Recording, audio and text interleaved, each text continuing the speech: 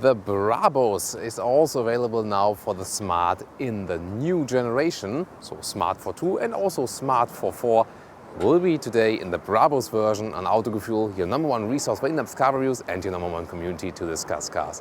With Thomas, we're going to explain you all the details, the sporty details in exterior, interior, and of course the driving with the turbo engine and the dual clutch transmission with even more horsepower with rear-wheel drive. So a Brabus car with rear-wheel drive maybe leads to a lot of sporty driving. We'll see. Set fortwo and forfour. Let's go now in Autogefühl in full HD, full screen and full length. Let's go.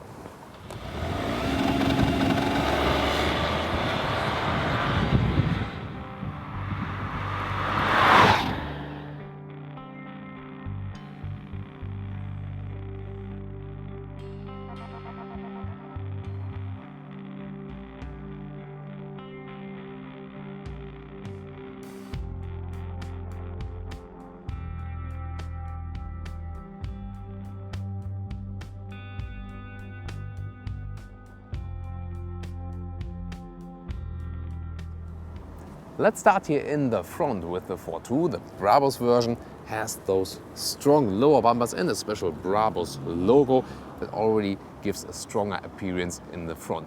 Prices, of course, way more expensive with the Brabus special version, and with a normal Smart fortwo coupe it starts at about 19,000 euros. The forfour only 1,500 euros more expensive. And then here the convertible, this kind of top version, is about 23,000 euros. That's really expensive for such a small car, but you already get a lot. We'll explain you also in the interior and also from the engine very soon. In the side profile, well, it's one of the shortest cars on the market, always way below 3 meters in length.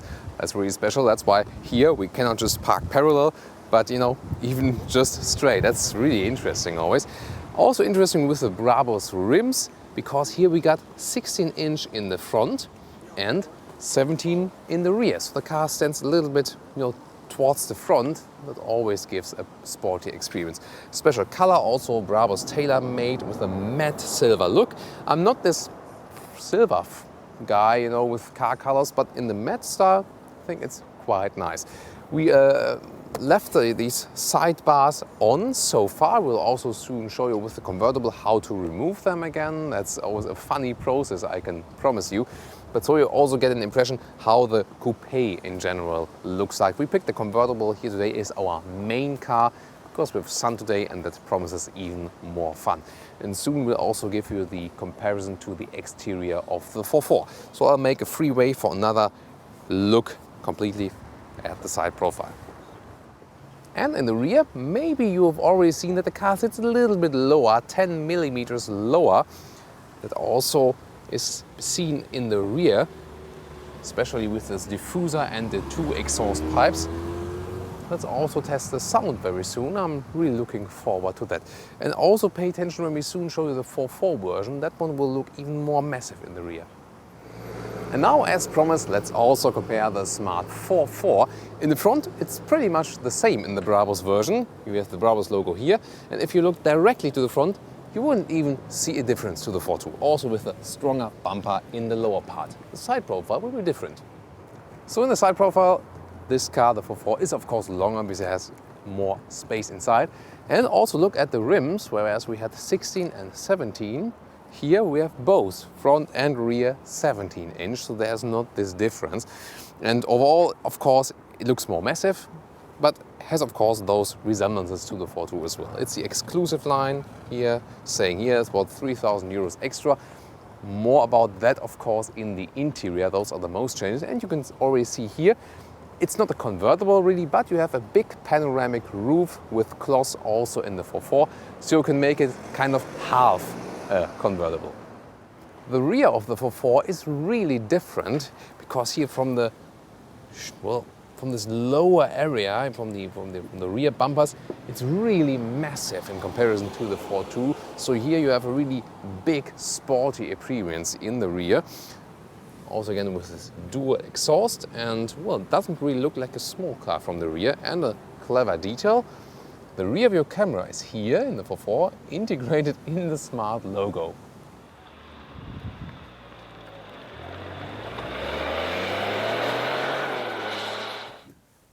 let's see, what can we do with the roof? So first open the first part electronically from the interior.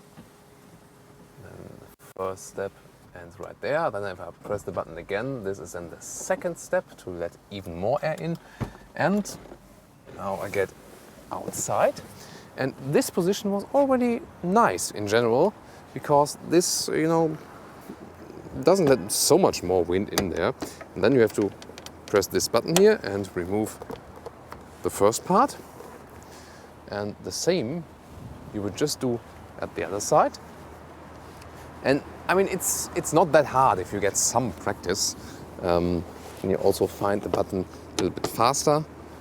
I mean, you don't do it like 5 times a day. Then we can also store those ones in the rear. And there it is, here, and on the other side, and like this. And then there's here a mark for right, and that means, no, it's the other side, sorry. No, there it is, this way. So that fits. It's like a puzzle. And then I also got a mark for L for left in there. And that means this one is fitting in there like that. And then I can put this cover above it, and it also fits. I can fix it again, like this. And also able, well, it's of course reducing the trunk a little bit, but still it works. And that's it. Now we have a full convertible. And to give you a color alternative here, that's how the car looks in white. And you can also get different roof colors, for example here in the red one. What do you think about this contrast?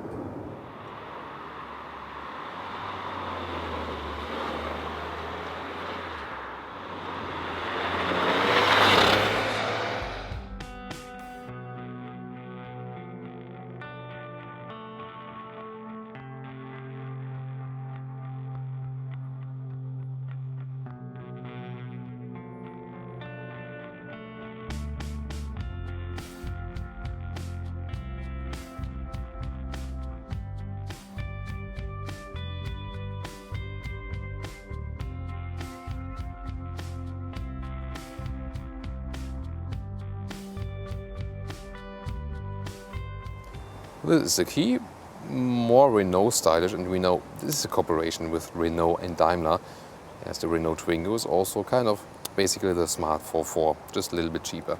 But here the fortwo in the interior, wide opening with those huge doors. And then we also got the Brabus interior, which is held in black, cloth on the inside of the doors, that's nice. Here those plastic elements, I don't like those that much, but here a lot of space for bottles, for example, on the inside. Then, usually with the Brabus setup, you get from the basic version here microfiber on the inside and faux leather on the outside. This Dynamica Artico layout, as we also know from the AMG models from Mercedes. But again, here they think, let's put animal skin on it. It's even more exclusive in this so-called exclusive package for 3,000 euros extra. It's not necessary. And also you sweat on it on summer more. Just go for the basic version and save some money. Then you also got contour stitches at the inside of the steering wheel and an interesting setup at the dashboard. And this again is, I mean, why not? This is then a leatherette, a faux leather on the dashboard cover that will be very durable, as it's also used in a bigger Mercedes model with a gloss contrast here. So, and that's what smart interiors is all about. Let's make it a little bit more funny. Let's spice it up also with a special Brabus RPM meter, which is put here with the Brabus logo here. And so overall a very joyful cockpit you appreciate as a smart customer. But here in the sports version, rather held in this sporty black tone. The good thing about the Smart fortwo is it's such a tiny car, but you don't feel uncomfortable as a tall driver, because in the front you aren't so limited in the space, especially not in the convertible. Also headspace-wise, it would also work when the car is closed, no problem. And space is really missing in the rear because there is none. But here in the front, as you also have a rather upright seating position, that's perfectly fine. Do you feel that the Brabus version is 10 millimeters lower? No, you don't feel that, not statically. Maybe we will feel that when driving the car. I'm looking forward to that, of course.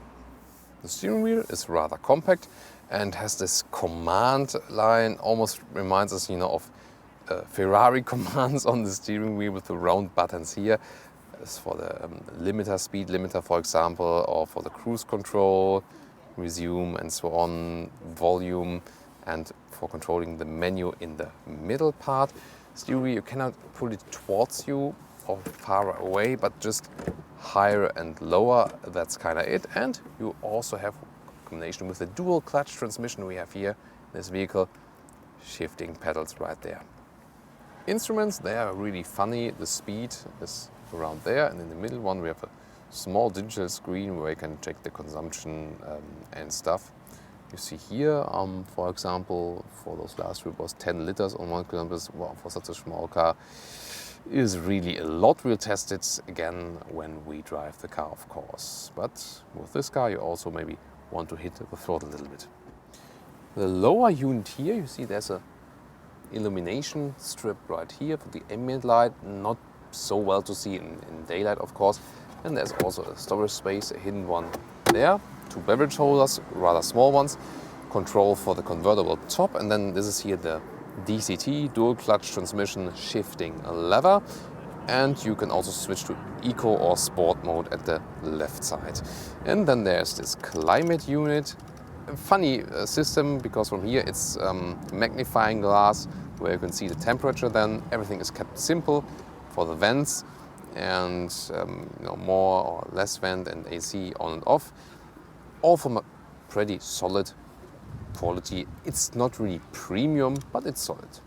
Multimedia screen, this is the basic home screen. So GPS, sound you can control right here or here, that is also possible. This, well, not sure why the mute function is not working here at the moment. So you can go to the sound settings right here, pick your radio station, for example, or what you could also do, go to the menu and here for telephone, and then connect it via Bluetooth. That is possible. First for music and phone. Then you get this app view, for example, also to get some vehicle data information, whatever, rear view camera.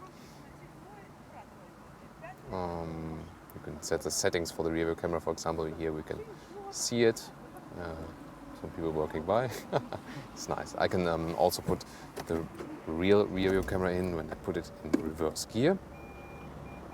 There it is. Then it's above the whole screen. Of course, it's not the best quality you see, but at least you have it. Of course, well, not really that necessary for this small car to have the rear view camera. So let's go back to the menu. And there, other possibility would be the mirror link. It does not work with my iPhone, but if you have a phone with mirror link, then you could also connect it with this service. And the GPS, I have tested it before. It is not my favorite system. You see, the visualization is also not that modern. Oh wow. Also takes some time to load. At least you can zoom in and out and scroll in it like with a smartphone, but you see it lags a little bit behind. 12-volt power supply or the USB slot for your phone would be directly behind the handbrake, that you can also connect your phone if you have a mirror link.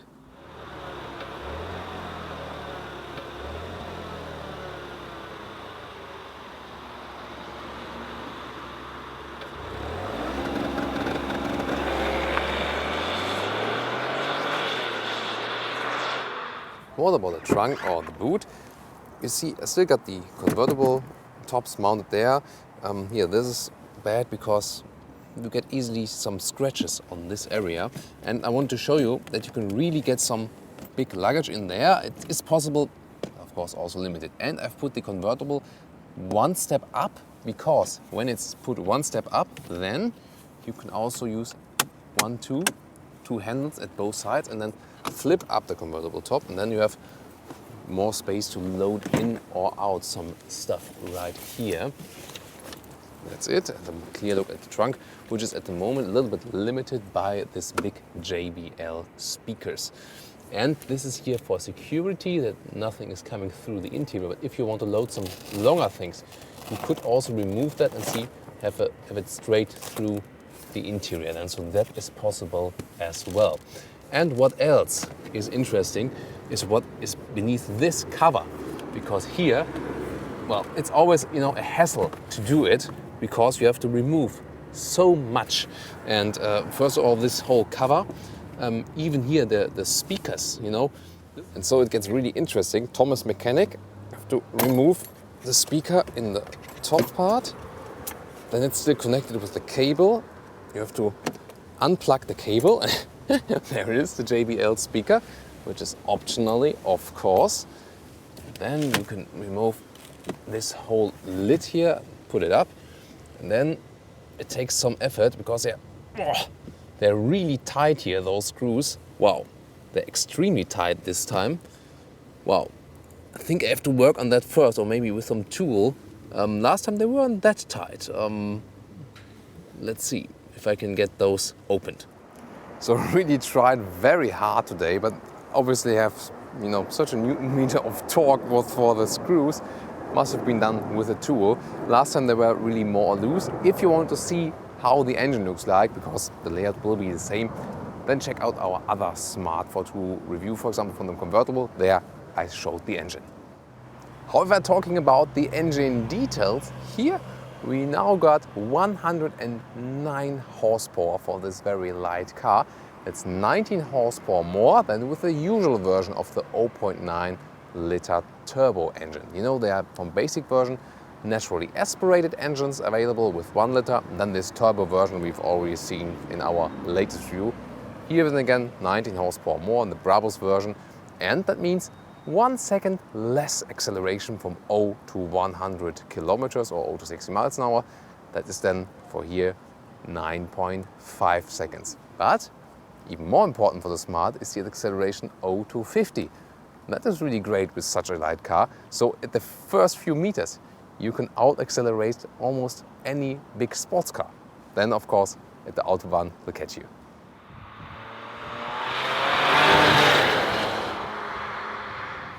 Let's take a look inside. You also got this exclusive package in here, as I said, and that means genuine animal skin. Just leave out the exclusive package, then you also have in the forfour microfiber on the inside and faux leather on the outside. That's the perfect combination then, so save the money for the exclusive package.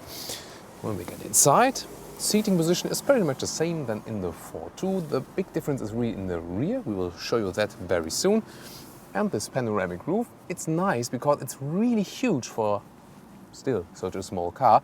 And it already creates a convertible kind of feeling. Of course, you cannot remove the side homes here, as in the fortwo. That makes it even more fun.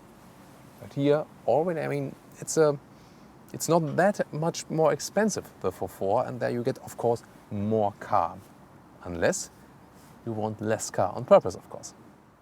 And this exclusive package, also same with fortwo, again gives this leather red dashboard. That's a good idea because it's not genuine one.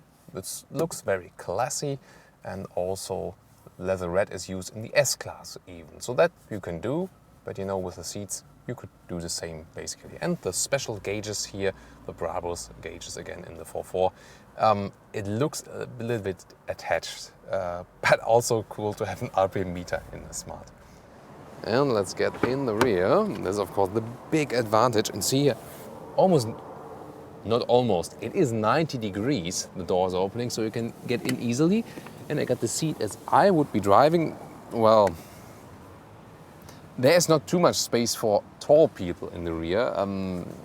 I could maybe live with, that the... I could live with when the seat is a little bit more in the front. So if you've got small drivers, you also can get people in the rear. And there you have at least 2 emergency seats here. And for children, this will be perfect. There are also those fixations where you can attach child seats. Next time I'll maybe move the seat a little bit more forward. And interesting, by the way, that we got some iPad holders here. You can order them optionally. That's interesting. And you're more flexible even because you can flip the lower part of the seat here. And then you can use the strap on the upper part of the rear seat and then flip it. And then you have an even loading space towards the trunk. And that's, of course, the big advantage as well of the forfour. And again, you don't pay so much more money for the forfour version, so you get definitely more car for the price. Let's open the trunk or the boot. No, just kidding, it's here. So, and there it is, and I flipped one of the seats already. You can see how you can load through. You don't have to flip the lower part of the bench, by the way. It's just optional. Maybe it's also more intelligent if you just put something on the seats there. I don't know. But this here also works when you don't flip the seating area. The JBL box is, a little bit blocking the trunk here right now. You don't have to get it, and then you have even more space then. And that's nice. Here also fixations for tension belts. And well, this here again, I've shown you that in the initial smart video as well. Here again, also the engine in the rear below that.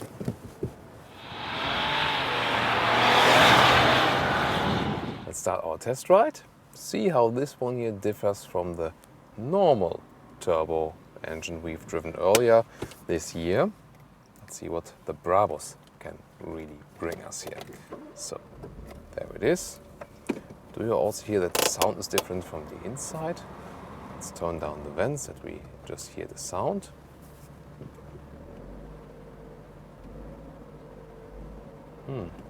Doesn't really happen so much in the neutral gear. If I release the handbrake. No, can't really put that car up in neutral gear. Interesting. Let's see. So, I go to the D and we have the dual clutch transmission, with a generally, well, expensive for such a small car, but of course it enjoys for a lot of comfort. And we will also put this car here to the Autobahn to see the performance there. Let's first drive some rounds in here in the roundabout, because that's one of the things that's most fun with the Smart, driving roundabouts. And this car really feels like a go-kart. Totally short wheelbase. And I could just drive this roundabout here forever. It's really funny. So let's get out here. So you can drive really sporty. You have to wait a little bit that the car is shifting down. However, you can also do that yourself with the shifting pedals. And we also got the different driving modes. Here I can activate it in the middle console, E and S, and you can see it in the middle. If I go to S, then the car is always in the lower gear and shifts up then later. Of course, we hear some wind noises here. We also have a part where we close the roof then to compare it. It's just great riding with the open top. But it's mostly, of course, a city convertible. Let's see how the wind performance will be at about 100 or something like that. And with this turbo version, you can have an Autobahn suitable car, no question. So, let's see, for example, what is about the acceleration at higher speeds. If we do some, for example, 70. That's a Ferrari. That was not. So let's do now some 80 to 110 or something like that. Let's have a throttle now. 90, 100, 110 and 120, that's it. So reasonable for such a small car, but now it gets really loud because it's not really convertible to drive fast with. That's not, the main sense. So we can better go on the Autobahn again when we close the roof. But so to say, you're also with 100 kilometers an hour, even still really loud in here with the convertible. So it's not suitable as an Autobahn convertible, I can tell you so far. So, but what is interesting is that also at higher speeds with the sport suspension, which sits a little bit lower, the car is really stable at higher speeds. That's a good feeling. and also gives you some confidence if you have to go on the motorway at some point. At the higher speeds, those 19 horsepower don't make such a big difference. You maybe feel a slight difference. On paper we also have a difference, but again, you know, you could also live without it.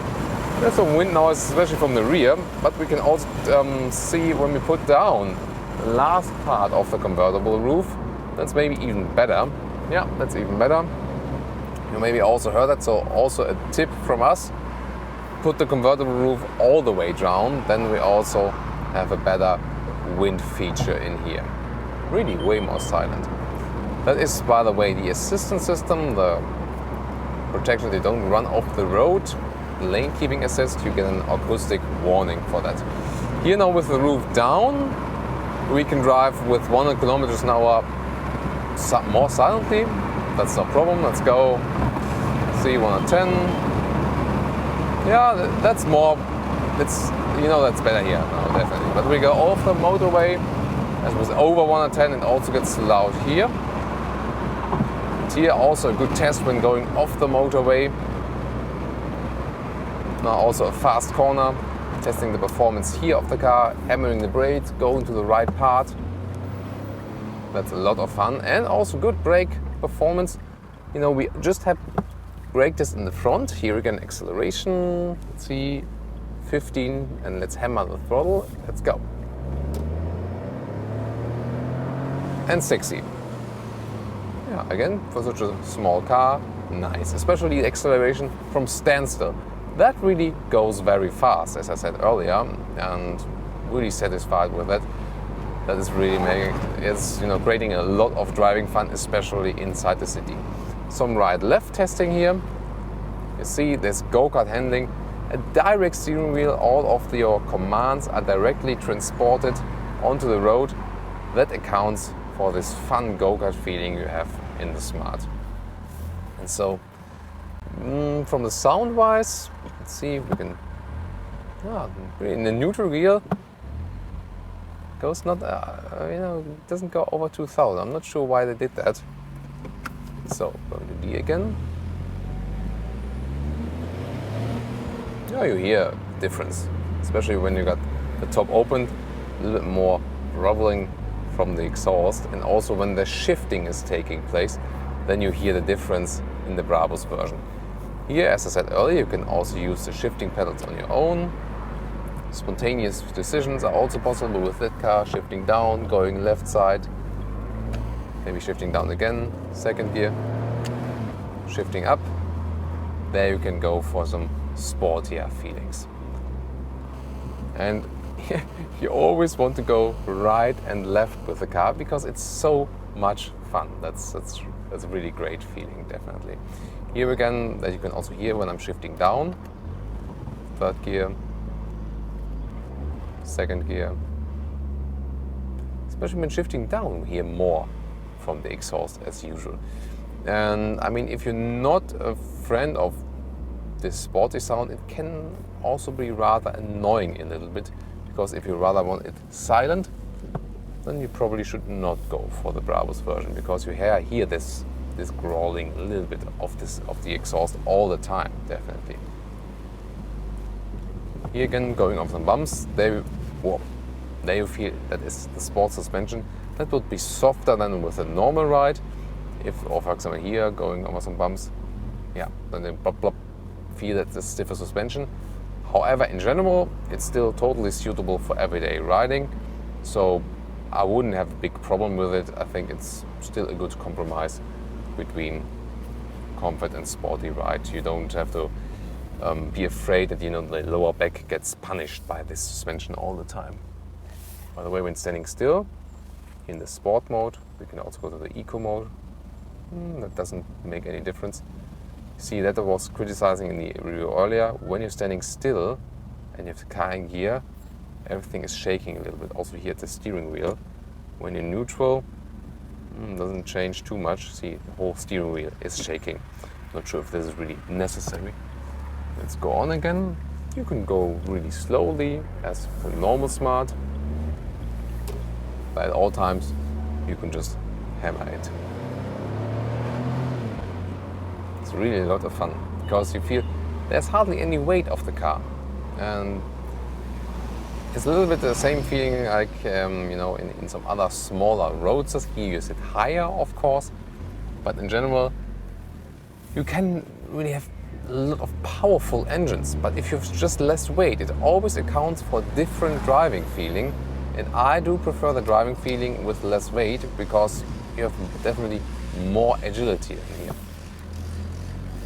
Again, short shifting angles, short steering angles. That accounts also for this driving fun, that you can always have the good transporting from the command steering wheel to the road. I mean, it's also the case in the normal Smart, so if you ask me, shall I go for the Brabus version? Well, you don't feel so much difference with the surplus horsepower.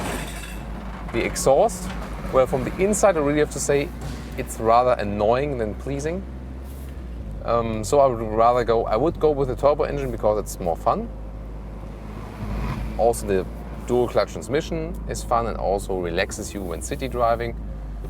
But the question is really, well, the extra price you pay for the Brabus version, that's of course, you know, something else. The basic interior choice then is great, as I've explained to you earlier. But the exhaust, I'm not sure for this car. If you have a true AMG car with a really V6 sound, that might be nice. But this one here is, especially driving with the open top, I think more annoying than pleasing. That's at least, you know, my impression. And I would say we also close the roof, and then we can test the sound performance also with a closed roof, and go one more round on the Autobahn again for you.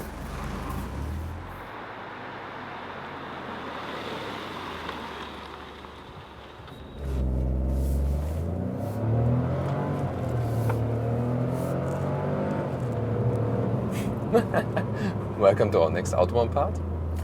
So you've maybe seen taken off my jacket as well, and what you've just experienced is I hit the brakes, pushing the throttle, and could this somehow launch control the car. So this race start is possible, turning up the RPMs to 3000. And then you can, you know, just let off the brakes. So hitting the brakes, hitting the throttle at the same time, 3000 RPMs, let off the brakes, and then you got a really great boost there. Hope you've seen that. That was a lot of fun, and again a nice control, especially as you have the rear wheel drive in this car. And now we are closed on the Autobahn part here, and even though we're closed, it's getting quite loud in here at 110 kilometers an hour. That might be one solution to go for the coupe version. It's cheaper and will be more silent on Autobahn parts. But then again, you have to think about the main purpose of this car is driving in a city. And for that, I really love the convertible, because especially when you live in a narrow city, then with that open top, you can make even traffic a lot of fun. So that's, you know, one interesting aspect here. With the Brabus version, with the turbo engine, you're of course more flexible when overtaking, and with the naturally aspirated engine, above 120 kilometers, nothing's really happening. Here I think the max speed was like 165 or 185 even, but you know, you shouldn't drive that fast. Doesn't really make sense sound insulation wise and also control wise. Here at 120, the car is still good to maneuverable. See, there's also not much side tilting, and overall gives you a good feeling, especially as you have the sports suspension here. So that's the basic difference then from the closed top to the open top. Let's get off the motorway here once more to show you some of the agility. Getting off and on the motorway is always good tests here, because we have some racetrack-like corners. There it is, with about 60 kilometers an hour, good side support, good control on the steering wheel. And that is, well, creating almost as much fun as driving in a racing car. And I think that's, again, in the basic setup already with the Smart fortwo, and it's even stressed here in the Brabus version. The forfour, of course, drives a little bit different, but overall also has generally a good and sporty handling. The special thing about the forfour is, of course, that you can almost turn on standstill. It's really incredible that you can just do a full circle instantaneously. So one more on the Autobahn, because last time we were focused on driving inside the city with a convertible. This time here, as we have the Brabus version, really focus on the sporty ride. Let's go once more. Have some fun again. 5,000 to 6,000 RPMs the DCT shifts. So here again with the speed starting at 50, hammer the throttle now, shifting down first. 80, 90, 100, shifting up, going on there. And of course consumptions go higher than if you really hammer the throttle. Now it allowed 11 liters on 100 kilometers, but of course it will drop down if you drive a little bit smoother then. You could surely drive it also with 9, but still this small petrol engine, although the car is very light, consumes too much fuel, even if you don't hammer the throttle that much. So I hope you had a lot of fun with the Brabus test right here. It's nice to have such a small car which is still so powerful. A lot of fun definitely to drive, but I can really say you already have this driving fun in the normal Smart forfour version.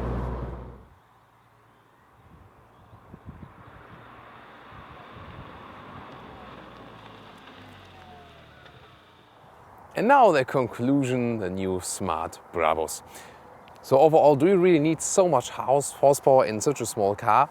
No, you don't. I can tell you already the normal turbo engine will do just fine. It doesn't make such a huge difference. However, if you especially want the sporty look, it does quite well on the outside, and as I told you earlier, if you go with the basic Brabus trim on the interior, you also have a great seating option. So if you have enough money for a small car, then you can say why not. You have to be aware of the sound though.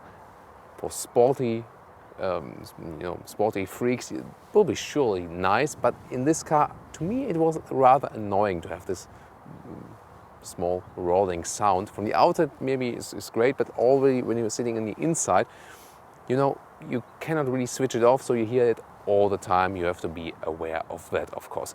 In general, I really like the Smart forfour because it's the perfect city car. You don't really need so much more car inside the city, and of course the turning circle is just incredible. You can almost turn the car at standstill, and you will always find a parking lot. That is one of the great advantages.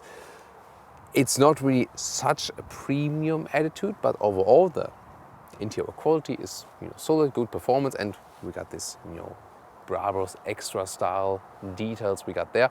Of course, then the price goes also up, and that will be now a really tough decision, because other small cars, which are of course a little bit bigger than this forfour, they're really way cheaper then and already offer you more car. With the forfour, we've already shown you that as well.